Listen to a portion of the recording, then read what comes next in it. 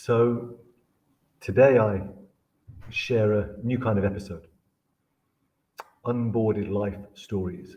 And in this journey of trying to square the round peg and square hole, if that's even the right way of articulating it, the neurodivergence that I have recently uncovered in myself, how to move forward and honor that, and at the same time try to shape a path where the gifts that I've developed can be shared most valuably for those who need them. And one of those areas certainly is around the experience of boarding school. And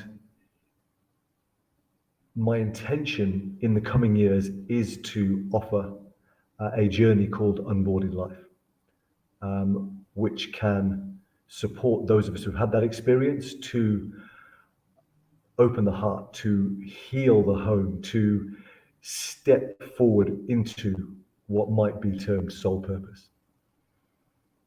And because I am still in the uncovering phases of those experiences for myself and their impact, and therefore what the journey might look like, at this stage, I just can offer stories. And so the first is the story of the braided boy. And the story begins the summer before I went to boarding school at 8 years old.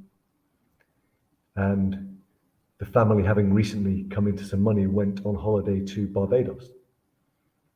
And while in Barbados, I had my hair, though you wouldn't believe it now, but there were times when my hair was a bit longer.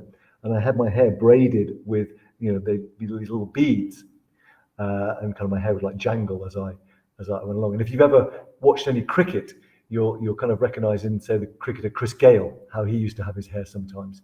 That was the kind of style I had.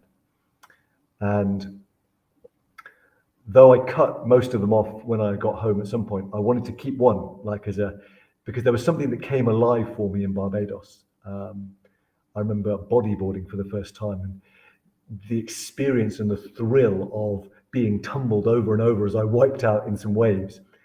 So there was something that came alive in me that felt important to hold that connection with Barbados. And so I kept this one braid down at the back of my head. And the day arrived when it was time to go to boarding school. And we'd packed my trunk full of all the items I'd need for that term and to, succeed at my new boarding school. And I remember being on the driveway and my mother saying it was time to cut the braid. And I was devastated. Because as I asked why, and as tears came to my eyes at this injustice, what I now sense is that my mother had no good reason that she could give, other than it's what had to be done. That it wasn't acceptable to the institution I was entering for me to have this braid, for this authentic expression of my identity to be kept. And I now see that the next 32 years or something have been an ongoing journey to rediscover the identity that was sacrificed with the severing of that braid. And so many times a step would be taken towards some kind of authentic expression, some kind of authentic identity that felt true to me. And yet so often I would find ways to sabotage the fullness of that expression. I would find ways to doubt it, to hold back, and to again try to do something that conformed to the way of operating that the next decade of my life would condition me into. From the ages of 8 to 18 was an immersion into complying to a way of operating, a way of being that necessarily reduced and inhibited the authentic expression of self and identity, of soul, you might say. And so my question, if you are watching this and your experience was of going through a boarding school education, do you have an equivalent, a representation of what that braid was for me? Something about your core and beautiful essence, your identity, yourself, your soul that had to be suppressed, severed, rejected, denied, so that you could survive in this setting that you are now thrust into.